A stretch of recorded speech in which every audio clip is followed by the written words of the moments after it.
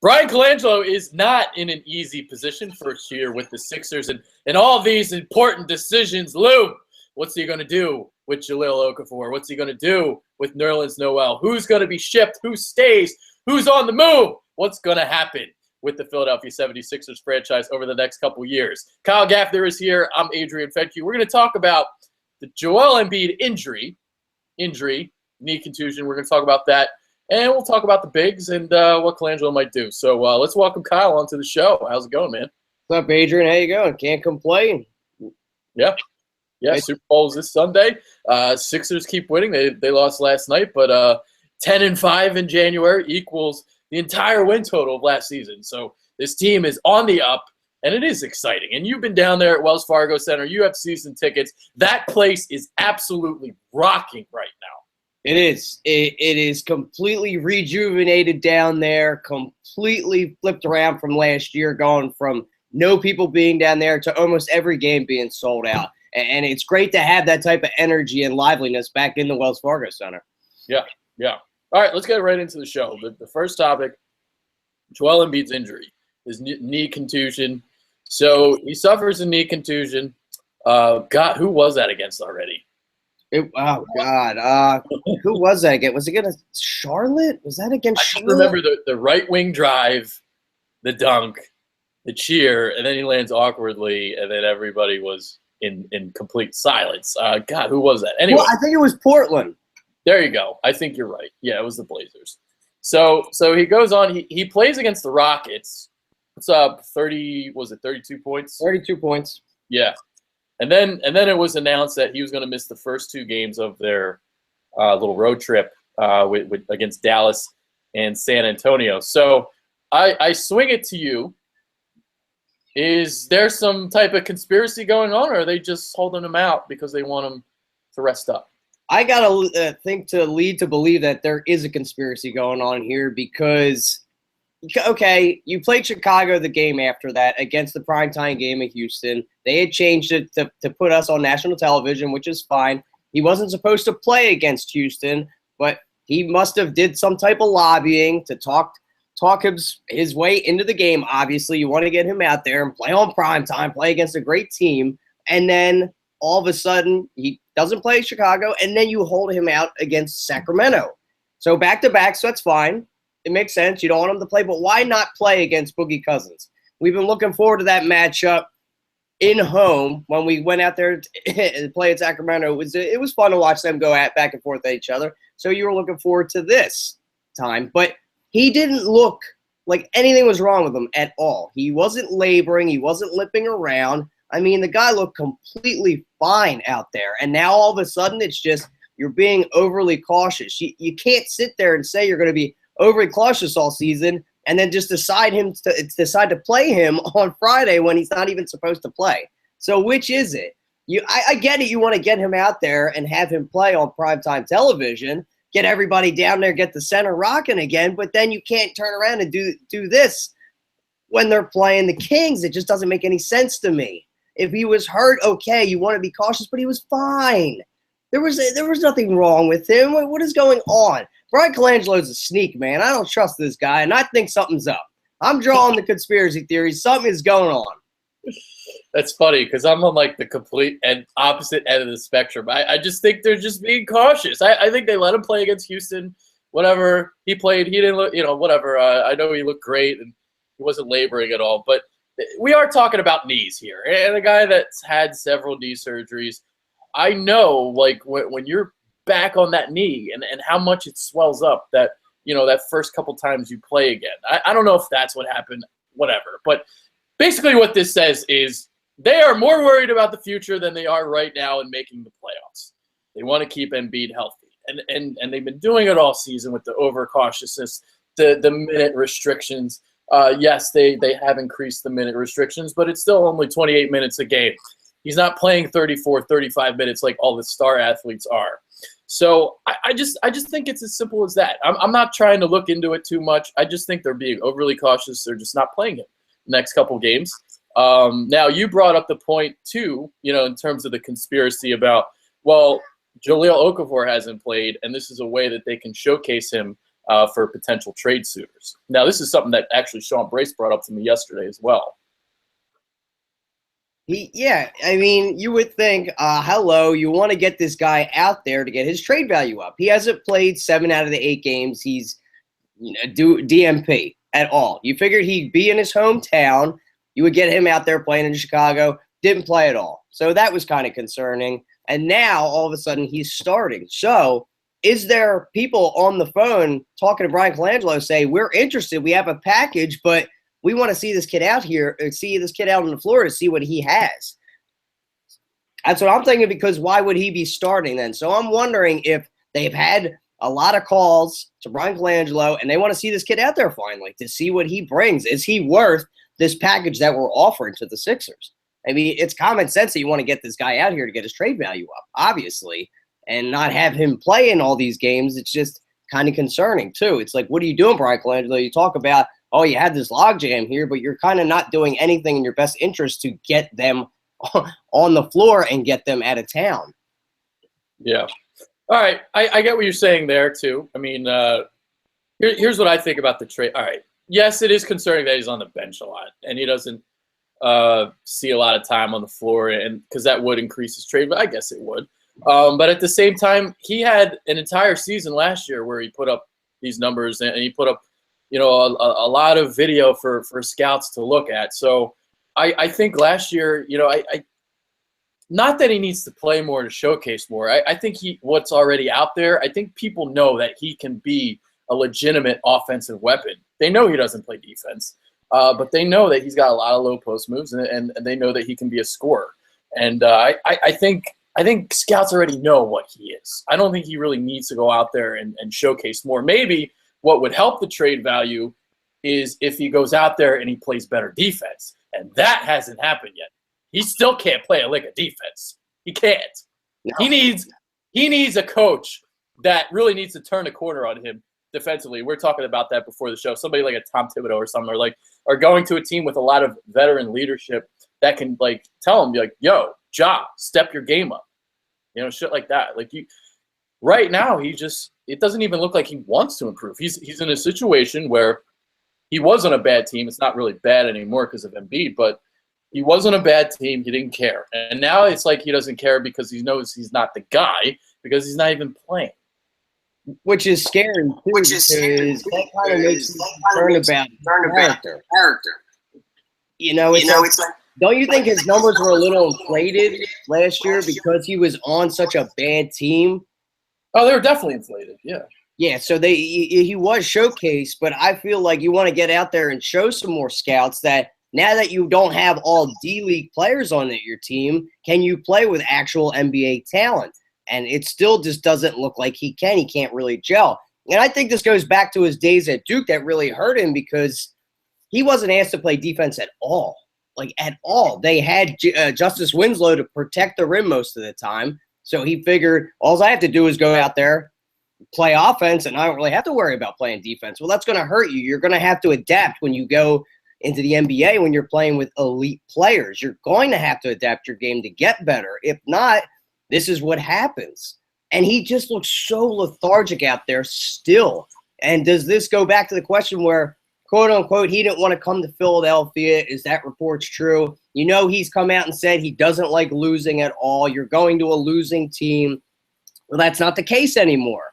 We're winning now, and you're not the focal point of the offense. So is that really affecting him? Does he have a poor attitude about that? I'm not the main guy. They're kind of overshadowing me. I was drafted to be the guy. I'm a number 3 overall pick. So that ego's got to be in there a little bit and affecting him a little bit. So you would figure you want to be hungry, though, and want to be teams to be aggressive to go after you to be the main guy. And I don't see it. It's just I see the same old guy out there, looks lost on defense, doesn't really hustle for the ball, and it drives me insane.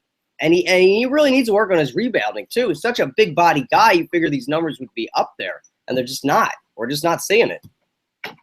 Yeah, he's not really an athlete. He's kind of just what he is out there. He's not going to out-jump somebody, for a rebound. He really needs to fight out there. And you bring up some points. I know somebody from this. I'm not going to say his name, but according to him, this guy from the Sixers, he says that Jahlil Okafor has a great attitude around the complex and everything. He doesn't think attitude is a problem. He thinks like if anyone has an attitude problem, it's actually Nerlens Noel. Nerlens Noel is actually a complete asshole.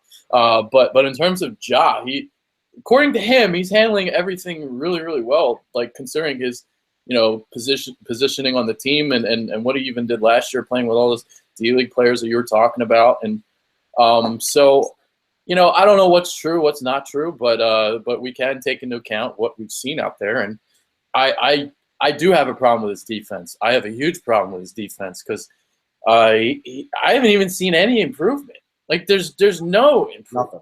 You're supposed to see improvement as you go along in your career.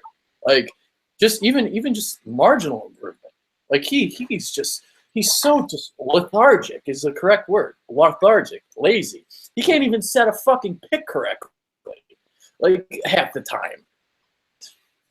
It's bad. It's really bad. And I do have to give him credit for being a pro's pro. He's not out there complaining, even though he hasn't played any of these games at all. So I have to give him credit for that. And I wonder if what Nerlens Noel did was really a learning experience for him to see what not to do when you're not playing, because it's going to look bad on you on the media, and that would hurt your trade value as well. You don't want to be known as the guy that's a cancer in the locker room.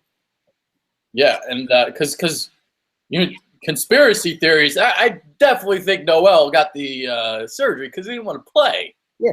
Definitely think that for a fact. And I think what's happened since then, I think Joel Embiid has, really helped turn the corner with him because now he's out there. It looks like he's having a lot of fun, and the Sixers fans are cheering him when he's out there. So it's almost like he went from not wanting to be here. Now all of a sudden it seems like he may want to be here because they turned the corner. They started to win. They started to play as a team, and he's been here the longest through all this. Oh, yeah, he's been through the whole thing.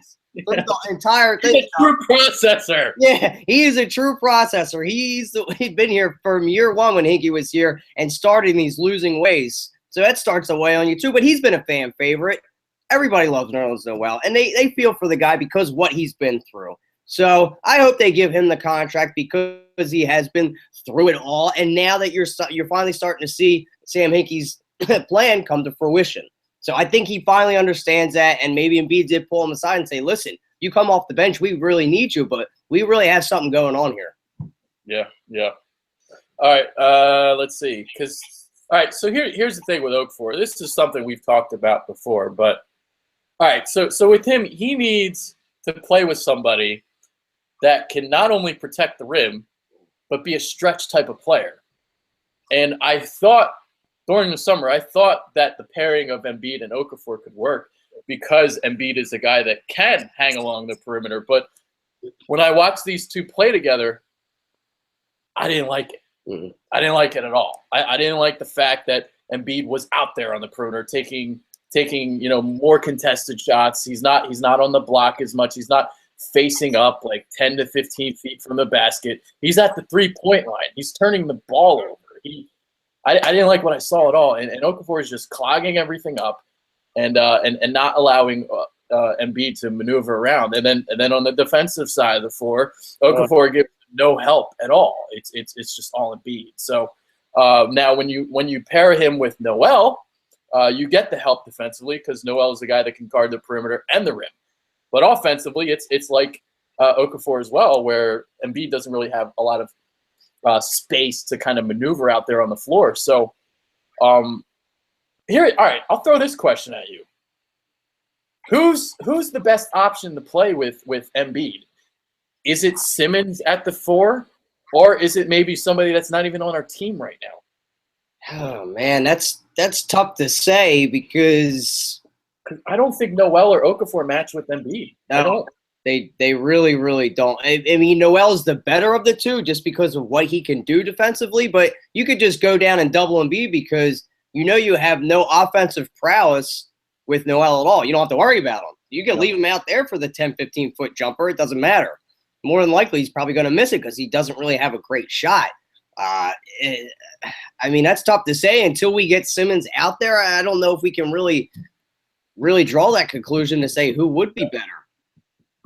Yeah, because I think with Simmons will be hanging around the perimeter because of his driving kick ability, because of his penetration ability, and what he can do there.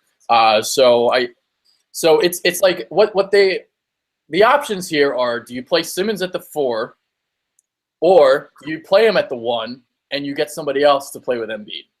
I think you have to get him at the 1. You have him at the 1. So like you said, so he's got the ability to pass. He's got the vision up at the top of the key, and that's where he's more comfortable. Mm-hmm. Yeah, and like we've seen in terms of the offensive side of the floor, the best matchup with Embiid right now is Ersan Ilyasova, and so I'm looking at that like, what's going to happen in the next year or two? Because when you really think of the Sam Hinkie project and the process and all this, it's simple when you really boil down to it. You're looking for superstars. So when you were taking the best player available all those years, it's because you're trying to find some stars, and they found at least one right now. We know that they have one, and on an NBA team that wants to win a title, you got to have 2 or 3. So you want to have one of those top 10 players in the league. You want to have 1 or 2 of them, preferably. And right now, they have a guy that might be a top 5 player in his prime, in Joel Embiid. So they got one guy. Now they just need to find another one, and that might be Ben Simmons. We shall see. So they're looking at maybe getting your 2 stars. You still might need, maybe another piece or 2 to get to that title, but that's why they have those draft picks coming up this summer. They got you can swap with the Kings, and you got the Lakers pick, and you can go get some guards. So it'll be really interesting to see where this team does go, because I wouldn't think it's out of the realm of possibility that they draft like a stretch forward either. They very well could do that. I mean, you really don't know, and this is where this also comes into play. Were they taking out Embiid because they were on such winning ways? Yes, they do have that swap with the Kings, and they do have that Lakers pick. Hopefully, it does fall out of the top 3. But maybe Bryan Colangelo wants to get that star guard, because you don't know if Simmons is going to be that player that's going to add on to Embiid. Did they want to get another piece? Did they see enough out of this team to where they're like, okay, we can really push it with Embiid, and we know what Simmons is going to be? Did they really want to just put these winning ways to a halt? Now, this is a real big conspiracy theory, and not make you're starting to dig too deep.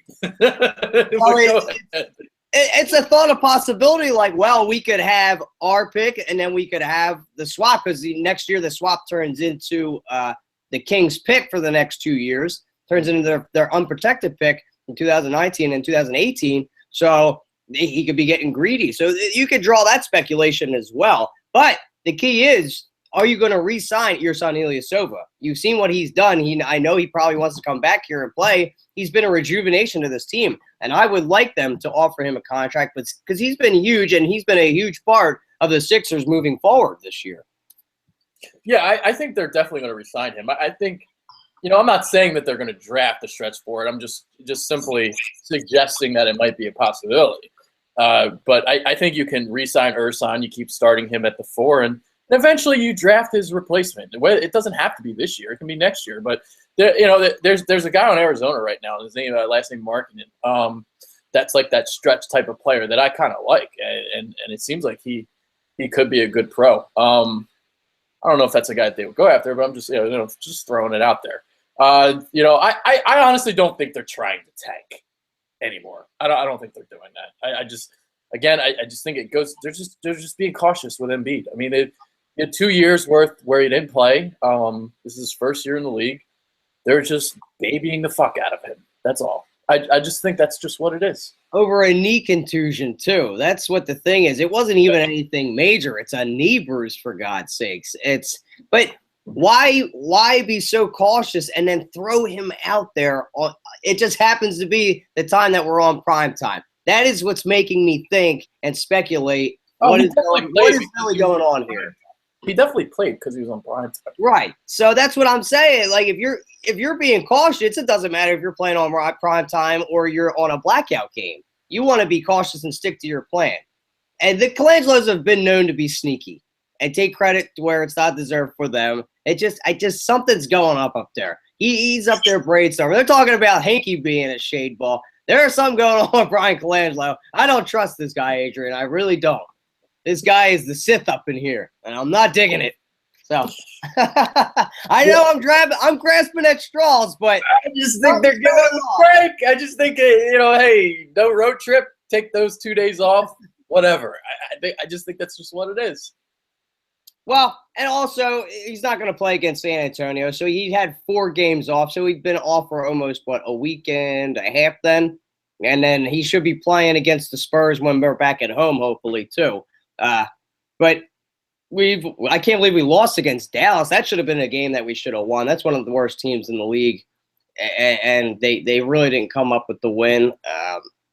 I just want to get the guy back out there because it would be a shame to really. We're still 10-5 in 2017 and in January, so it was great to see those winning ways and for them to win without. That really boosts morale too. And you don't want to have this stigma of tanking all the time because then it's going to be associated with Philadelphia that we're a team that loses all the time, and you don't want that either. It's really puts a bad taste in your mouth. Like, I don't want to go to Philadelphia. They're the team that chooses to lose all the time. So that really puts a bad stink on your team too that you don't want either. So you want to make a push and make the playoffs for sure. Yeah, I mean, I still think they'll make a push. They're trying to do 2 things at once. They want to contend this year, but they also want to preserve Joel Embiid and his health. And you can respect that. I mean, they're gonna baby Simmons too. Yeah, they're gonna do that too. So we'll see. It'll be interesting next couple months. All right, I got one more question for you, and then we'll end the show. So obviously, a lot of guards in this class. We're gonna do a separate show on this at some point, talk about all the best guards in this class. Who do you think fits the Sixers best out of this crop of guards? Oh, man. I'm liking a lot of kids because this is the most heavy draft of guard we've seen in the past 15 years. I really like De'Aaron Fox out of Kentucky. Really loving what I'm seeing out of this kid. I don't think – I'm going to go with De'Aaron Fox / Malik Monk. I really like these 2 kids for them to fit the system. Malik Monk has the ability to take people off the dribble. He can get to the cup, and he's got a great shooting stroke. And you want that at a 2-guard. We want somebody that can shoot the lights out, that can consistently shoot the 3 and shoot the ball. And he reminds me, not saying he's Klay Thompson, but that ability to have that great shooting stroke. That's what I see out of Malik Monk. De'Aaron Fox doesn't have a great shot. I mean, it's okay. You can work on that. But his vision and quickness reminds me, again, not saying he's Russell Westbrook, but Russell Westbrook-esque. He has the ability to lock down defenders. He's long, and he's fast as anything, which is – I see like John Wall and De'Aaron Fox, like floor fast. Very fast. He's like a Ferrari. He's just so quick and able to take people off the dribble, and he's got great vision too. And to be able to pair that with that. And Lonzo Ball, I know a lot of people love him. I just don't think he would fit well with Ben Simmons because – he has to have the ball in his hands for him to be able to make plays. He really can't go 2-guard and off the ball. I don't see them. I feel like they would clash if we did take Lonzo Ball. Yeah, I think Lonzo Ball is the best player in the draft, but I don't know if he's a great fit for us either because he does need the ball in his hands. The one name that's very popular among everybody is Markelle Fultz. He's a guy that I like him a lot, but I think Malik Monk is the perfect fit. I think he's the guy. And he's not going to get drafted in the top 3, probably, because you got Dennis Smith, Lonzo Ball, and Markelle Fultz. So those are your top 3. But I don't necessarily know if, Fultz would fit. But I don't know. I don't even know if Dennis Smith would really fit. Dennis Smith needs the ball in his hands as well. Yeah, he does. And we have Ben Simmons. We already have the guy. So I think Monk would be perfect because of the drive and the kick and spotting up in the corner, spotting up on the wings. He reminds me of Bradley Beal. That's the name I have for you. I don't think he's as good of a shooter as Klay Thompson. So I'll go like Bradley Beal with Malik Monk. And I do think he'd be a perfect fit for what we'd want to do. So because he doesn't need the ball in his hands. And he's not really pigeonholed to where he's just going to be hanging around the 3-point line because he has the ability to put the ball on the floor and go to the tin too. which Klay Thompson couldn't do coming out of college, but he worked on his game. And I got ripped to shreds for saying I wanted Malik Monk in a couple Sixers groups that I'm involved in, and I said that, and they're like, "Are you kidding me? He's awful. You don't want this guy." And I just see really great things out of Malik Monk, and I just think he's really going to be that type of player, and he fits our system perfectly because Markelle Fultz is a great player. I just don't see us being able to get him. I don't think he would be a great fit with our team, even though he can play. I think he needs the ball in his hands too. He's got to be the number one. He can play two, but he's mainly the point guard. Yeah, I mean, I think if they were at number 2, I think they would probably draft Fultz over Malik Monk. Well, he's going to go number 1 overall, Fultz. I don't think he would even fall. Maybe not. Lonzo Ball might go number 1. He could. Depends who gets the pick.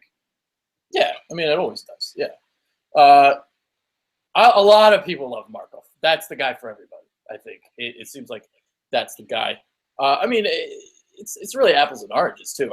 I really like Malik Monk. I like him like he's like Jamal Murray. I loved Jamal Murray last year, and that was my guy. And now I really like Malik Monk as well. So we shall see. I don't always love the top guys in the draft. Like last year, like I didn't like Brandon Ingram that much, and I got ripped to shreds for that. So he's doing all right. But like I remember saying like I like Jamal Murray over Brandon Ingram. So Jamal Murray was awesome. What a fantastic player he's going to be.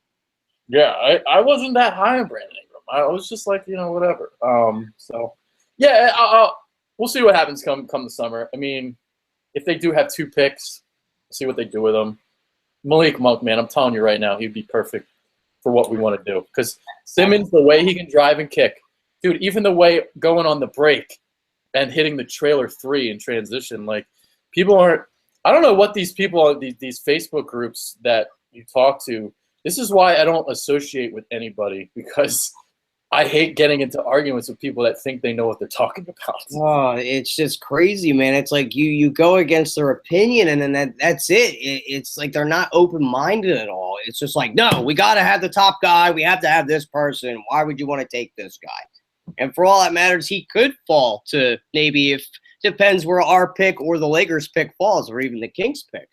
But the way the Lakers are playing, they're playing really bad. We really need them to go on a win streak for us to be able to get that pick. I'm hoping it falls out of the top 3, but such is the lottery, my friend. Yeah. Well, the problem with like going on these comment boards and like Reddit and like Facebook, like what happens is like names get brought up and names get attached to people, and because that name is attached, everybody starts attaching themselves, and then that just becomes the guy that everybody wants, and that's just what it is. Even if it's not the best option. That's just what it is. Right. It gets regurgitated over in the media. I'm sorry. I thought you were done. Yeah, you're fine. Like, yeah, it's just, it's sickening sometimes. Like, I trust my gut. Whenever I'm in a argument with somebody or whenever I want to give an opinion, I always trust my gut. Nobody ever tells me what to say or what to think. Sometimes, I am out there with my opinions. But you know what? Sometimes they're also fucking right. Yeah. You gotta be. You gotta stick to your guns, and you can't really falter to kind of wane in an argument. You can't just let it fall by the wayside. If you believe in something, you stick to it, regardless of how asinine people think it is. It doesn't matter. Tape don't lie. Tape does not lie. People thought we were idiots when we said Embiid was better than Okafor. So look how that turned out. True. Exactly. Although we weren't wrong on Earson a bit, just a bit. Yeah, we're not always right either. Yeah, that's true. That doesn't happen too often. Yeah. So yeah, I would love Malik Monk. I think he would be perfect. I really do. And I'm looking forward to March Madness to see all these guys going at each other too, playing each other. Mm-hmm. It's gonna be fun. Yeah. So, I mean, like, hey. Sure, if you dominate the ball in your hands, like I'm sure they could make it work, whatever. But I just think there are some guys that, for this particular team, just think about it. Joel Embiid, pass the ball into the post. You want to start double teaming him? Fine, leave Malik Monk out there there on an island. Let him hit it, and you could even say, imagine this: Ben Simmons running down the court on a fast break. You got Joel Embiid on your left. You got Malik Monk on your right. you have to defend both of them on the 3-point line. You could have Malik Monk cut to the basket and have Embiid hit with the trailer 3. I mean, imagine the possibilities. I just love Monk with the way his ball leaves his hands. It's so quick. It's like Ray Allen-esque the way he gets it out. It's like, and Steph Curry gets it out so quick like that. It's just like, boom, it's poetry in motion, bro. Yeah. Yeah. Anyway, we are now going way too much into a future show. So, yeah. So we like Malik Monk. That's our guy. So there it is. All right. Final thoughts time. Got anything? Final thoughts. After Ben Simmons comes back, do you see us giving a contract extension to T.J. McConnell? Potentially.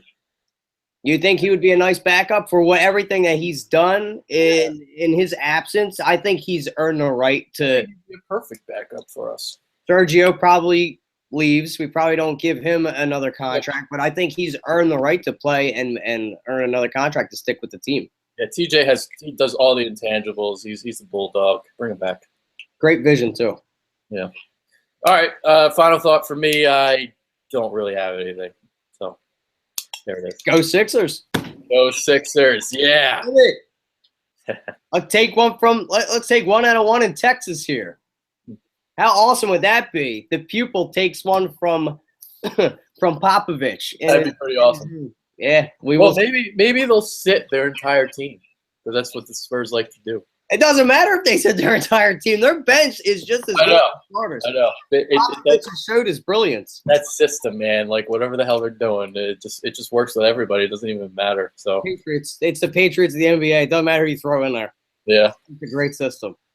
All right, go Sixers. That's Kyle Gaffner. I'm Adrian Fedke. I'm looking forward to getting ripped on the show. Maybe. We'll see. We'll see.